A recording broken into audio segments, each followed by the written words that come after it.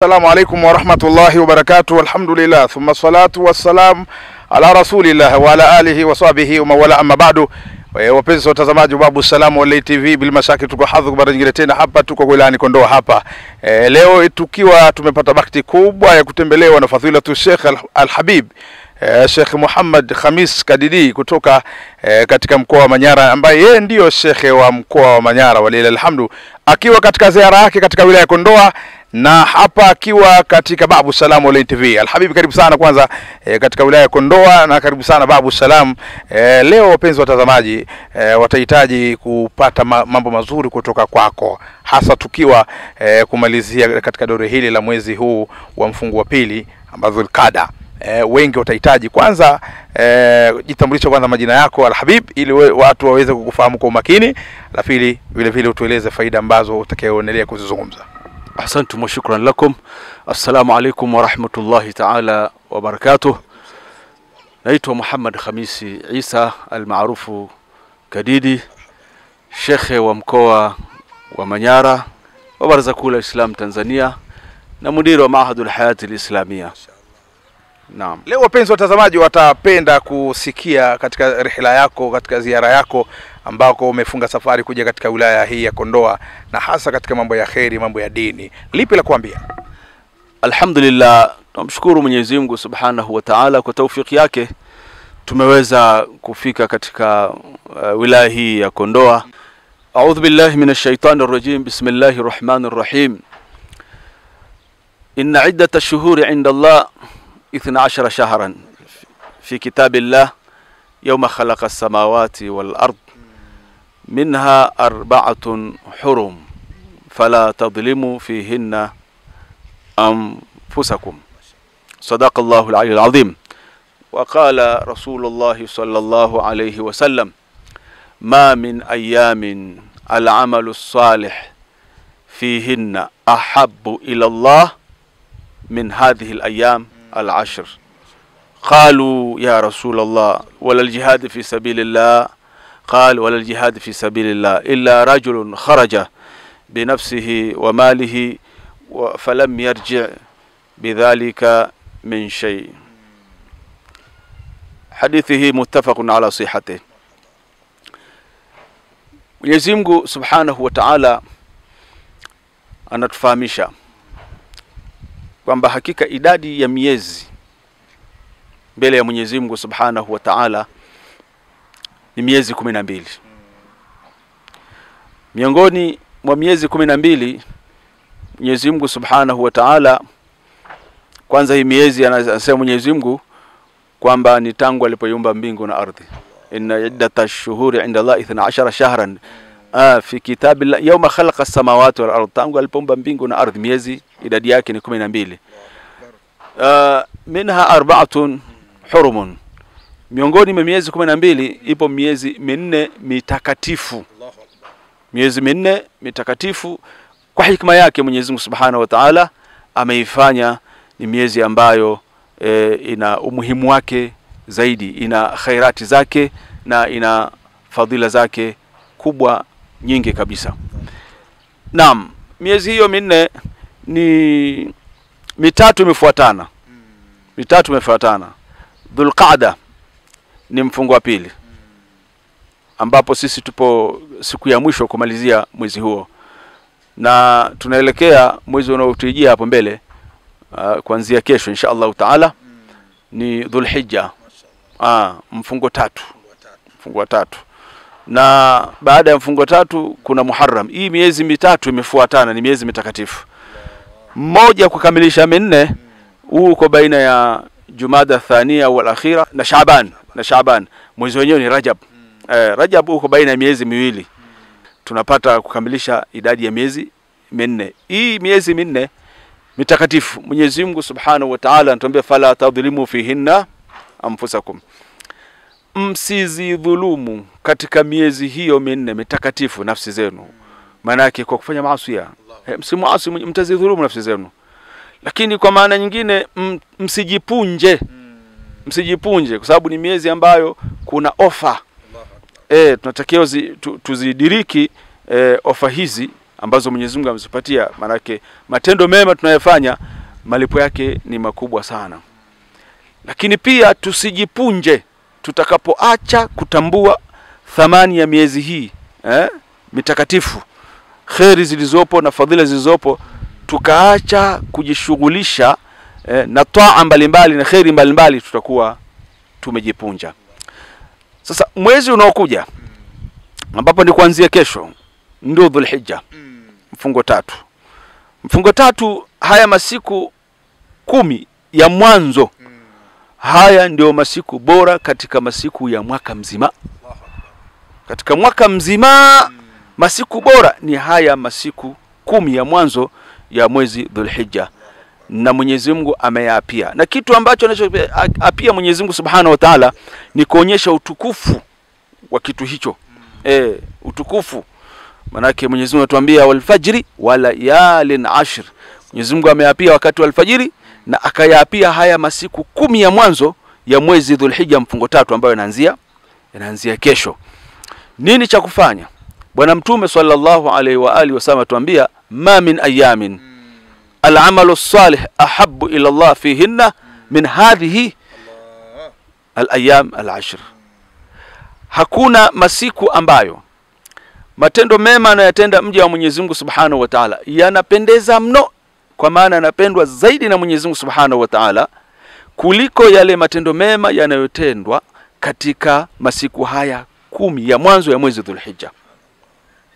Masahaba, wanafunzi wazuri wa Bwana Mtume Muhammad sallallahu alaihi wasallam, wao walikuwa kimsikiliza Bwana Mtume Muhammad sallallahu alaihi wasallam kwa masikio yaliyo kwenye nyoyo, kabla ya masikio haya, japo ni makubwa haya masikio haya. Ikiwa mtu hata sikia kwanza kwa masikio ya nyoyo, haya masikio haya hayawezi kufanya chochote. Kwa hiyo masahaba walimuuliza Bwana Mtume sallallahu alaihi wasallam, qalu ya Rasulullah wala jihad fi sabilillah, ewe Mtume wa Mwenyezi Mungu, hata jihadi? Wao walielewa kwamba jihadi ndio amali kubwa sana, malipo yake makubwa sana. Yaani maana yake kule kupigana vita vile, kuhangaikia, wao ndio walijua amali hapa ndio imeshika, hakuna kingine tushinda hiyo. Basi Mtume alipowaambia haya masiku 10 ya mwanzo ya mwezi Dhulhijja, amali khairi itakayotendwa inapendeza sana kwa Mwenyezi Mungu, masahaba wakaenda, jihadi je? Wala jihadi ya Rasulullah? Mtume akamwambia wala jihad, wala jihadi haipati bwana. Jihadi haipati isipokuwa wasifu utakao leta jambo ambalo jihadi hiyo ikawa ni bora kuliko amali hii. Akasema Bwana Mtume sasa, illa rajulun, isipokuwa yule mtu ambaye aliyetoka kaenda jihad fi sabilillah, yeye mwenyewe na mali zake, basi akapata utukufu wa shahada, akaifia huko, ikawa yeye mwenyewe hakurudi na mali zile alizotoka nazo pia hazikurudi, huyo labda. Lakini aliyekwenda salama akarudi salama, huyu anashindwa. Yani jihadi hiyo haitafikia malipo ya mtu anayefanya khairi katika masiku 10 ya mwanzo ya mwezi Dhulhijja. Unataka kuniambia shekhe hapa, hata kama mtu amekwenda yani jihadi amerudi na ushindi, ushindi hautokuwa bora kama masiku 10 ya Dhulhijja kabisa? Ndio maana yake. Kwa hiyo hizi ni ofa. Subhanallah. Waislamu, fursa kama hii tuitumie vizuri. Ya kufanywa sasa ni kujitahidi kuswali swala 5 kwa jamaa, kujitahidi kufanya khairi mbalimbali, kumtaja sana Mwenyezi Mungu Subhanahu wa Ta'ala, manake Allahu Akbar, la ilaha illa Allah, kumhimidi Mwenyezi Mungu alhamdulillah, kumsabihi Mwenyezi Mungu na adhkari mbalimbali. Lakini pia kukithirisha dua, kusoma sana Qur'ani. Naam, kusoma sana Qur'ani, lakini pia kujikurubisha kwa Mwenyezi Mungu Subhanahu wa Ta'ala kwa kushikamana na swala za sunna za baadia na qablia, lakini kujitahidi sana kutoa sadaka. Tukithirishe kutoa sadaka huko ni kukurubisha kwa Mwenyezi Mungu Subhanahu wa Ta'ala. Naam, kuunga udugu. Naam, walau kwa kutumiana salamu kwa message. Naam, kuunga udugu kwa kuwajulia hali na kuwasaidia, lakini pia kuwasaidia watu wenye uhitaji maalum, masakin, mafukara, wengi. kuwa wewe ni sehemu ya watu wengine kunufaika, wanadamu, jamii kwa ujumla. Fanya matendo ya huruma, toa, jitolee kuwasaidia watu. Ufanye jambo ambalo jamii itanufaika kwa jambo lile utakalofanya. Na Bwana Mtume Muhammad sallallahu alaihi wasallam atuambia habun nas ila Allah anfa'uhum linnas. Maana yake mtu anayependwa sana zaidi katika nyinyi kwa Mwenyezi Mungu Subhanahu wa Ta'ala ni yule mtu ambaye watu wanapata manufaa kupitia yeye, wananufaika kupitia yeye. Naam. Na Bwana Mtume ametupigia mfano hili la kuhakikisha kwamba anakuwa sehemu ya kukidhi haja. Bwana Mtume aliona jambo kubwa sana, si maana yake inashinda itikafu. Mtume alikuwa akiacha itikafu, lakini akitoka na mtu ambaye ana haja kwenda kuhakikisha kwamba haja yake inatatuliwa. Naam, kwa hiyo hii ni fursa tuitumie na tuweze kuyafanya mambo ya kheri kama hayo. Bwana, ndugu zangu wapenzi watazamaji wa Babu Salam Online TV, tumesema tuko hapa katika wilaya ya Kondoa, na hapa tukiwa na mwamba huyu katika kutoka katika mkoa wa Manyara, Sheikh Muhammad Khamis Kadidi, mashallah, Mwenyezi Mungu amhifadhi. Ni mambo mazuri haya mpenzi mtazamaji. Unayokosaje kufanya fursa hii ambayo Mwenyezi Mungu amekupatia katika masiku 10 haya ya Dhulhijja? Unaachaje kuisoma Qur'ani? Unaachaje kutoa sadaka? Unaachaje kuunganisha watu waliokuwa wamekosana? Kadhalika vitu kama hivi. Alhabibi, umetueleza vitu muhimu sana, hasa katika mwezi huu wa Dhulhijja. Watu wakithirishe kufunga, umetuambia, watu wakithirishe kutoa sadaka, watu wakithirishe kutengeneza undugu, watu wakithirishe kufanya amali mbalimbali, kusoma Qur'ani kadhalika. Maana yake kwamba mtu anapoliona jambo jema afanye. Maana yake kila unapolifanya katika masiku 10 haya, maana yake daraja yake na malipo ni zaidi ya vile. Niende kuhitimisha kidogo alhabib. Kama tulivyosema kwamba tuko katika tunaendea Dhulhijja. Na mara nyingi watu wanasema ni idi ya kuchinja. Naam, ni idi ya kuchinja. Ndivyo ilivyo. Na ndio wakati mzuri wa kuendelea kufanya maandalizi kwa wale ambao Mwenyezi Mungu amewapa wasaa. Na hili ni jambo la mtu mwenyewe kuona umuhimu na faida ya kuchinja. Mtu asijirudishe nyuma bwana. Fadhila zake ni kubwa sana. Tuone umuhimu wa kuchinja. Tumaanisha kwamba ni idi ya kuchinja, tuchinje inshallah taala. Hapa nilikuwa nakusudia kusema neno moja. Kuna watu bado hawajajua hii sunna ya kuchinja, wanapata malipo gani. Lakini imefika wakati, huko nyuma tulikuwa tukiona wazee walikuwa wanabidisha kila inapofika idi ya kuchinja, mzee wa boma anachukua mbuzi ama kondoo, manake anachinja. Leo watu wana uwezo wa kununua mbuzi, watu wana uwezo wa kununua kondoo, lakini nasema wacha nikanunue nyama buchani. Je, nyama ya buchani na mbuzi wa kuchinja, yupi ama kitu gani ndio chenye fadhila ndani yake zaidi? Kwa hakika mashekhe waalimu tutoe darsa.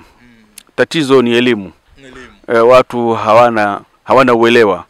Wakipata uelewa, kwa hakika hawawezi kupuuza swala hili la sunna ya baba yetu, baba wa imani, Nabii Ibrahim alayhi wa ala nabina salatu wasalam, lakini pia sunna ya mtume wetu Muhammad sallallahu alaihi wasallam, sunna ya kuchinja. Fadhila ni nyingi, muda haututoshi, darsa hilo ni pana. Tutosheke tuna suratul Kauthar. Mwenyezi Mungu Subhanahu wa Ta'ala tuambia baada a'udhu billahi minash shaitanir rajim, bismillahir rahmanir rahim, inna a'tainaka al-kauthar fasalli li rabbika wanhar inna shani'aka huwal abtar. Huko ni kumshukuru Mwenyezi Mungu Subhanahu wa Ta'ala, huko kuchinja. Lakini faida ni nyingi sana kwa mtu ambaye atakayechinja. Bwana Mtume anambia wanhar, na uchinje, swali kwa ajili ya Mola wako na uchinje. Nini natija ya kuchinja? Asema fa inna shani'aka huwal abtar, hakika yule anayekuchukia wewe Mtume Muhammad, yeye ndiye atakayekatikiwa na kheri. Naam, watu walikuwa kimwambia Bwana Mtume baada ya kuifiwa na mtoto wake, baada ya kuifiwa na watoto wake, wakasema Bwana Mtume huyu tayari huyu ameshakatikiwa, kizazi hakitaendelea. Mafahamu? Mwenyezi Mungu akaambia swali kwa ajili ya Mola wako na uchinje, fa inna shani'aka huwal abtar, hakika yule mwenye kukuchukia. Manake tunaishi tuna maadui, tunaishi tuna maadui. Namna nzuri ya kujikinga na maadui na kupata salama ni pamoja na kuchinja. Unapochinja basi Mwenyezi Mungu anakukinga na wale maadui, na unabakia katika hifadhi yake Mwenyezi Mungu Subhanahu wa Ta'ala. Lakini jambo hili la kuchinja, kumwaga damu, jambo kubwa sana. Unapochinja basi ile damu kabla haijaangukia ardhini, inaangukia mahala sawa, huko ambako Mwenyezi Mungu, ni kuonyesha kwamba namna yule mchinjaji kile kitendo kinavyothaminiwa mbele ya Mwenyezi Mungu Subhanahu wa Ta'ala. Kwa hiyo jambo hili ni jambo kubwa sana. Tujibidishe, tushikamane na sunna hii ya Nabii Ibrahim na sunna ya Mtume wetu Muhammad sallallahu alaihi wasallam, tuchinje, khairi nyingi zitapatikana. Bwana, ndugu zangu wapenzi watazamaji wa Babu Salam Online TV, haya ni mambo mazuri ambayo yameelezwa hapa na fadhilatu Sheikh. Mpenzi mtazamaji, Idi hii ni ya kuchinja. Unaachaje kufanya jambo hili adhimu alolifanya Mtume Muhammad, alofanya Nabii Ibrahim alayhi salatu wasalam? Ndio azma kubwa ya kumtukuza Mwenyezi Mungu. Kama wewe fursa kama unapata, umesikia maneno mazuri haya, moja katika neema ama fursa ya kuchinja ni Mwenyezi Mungu kukuondolea mabalaa, ni Mwenyezi Mungu kukukinga na mahasidi, ni Mwenyezi Mungu kukutunzia mali zako. Sasa unaachaje fursa hii? Unaachaje fursa hii ya kununua mbuzi wako na kwenda kumchinja? Unathubutu kwenda kununua kitoweo katika bucha, rafiki yangu? Haujaridhika miezi yote mpaka mwezi huu tu wa Dhulhijja, kwa siku moja ama kwa siku matatu ukose neema kama hii? Alhabibi, tukushukuru sana. Ulikuwa nami ndugu yako Ustadh Ramadhan bin Juma bin Hussein wa Babu Salam Online TV. Wassalamu alaikum wa rahmatullahi wa barakatuh.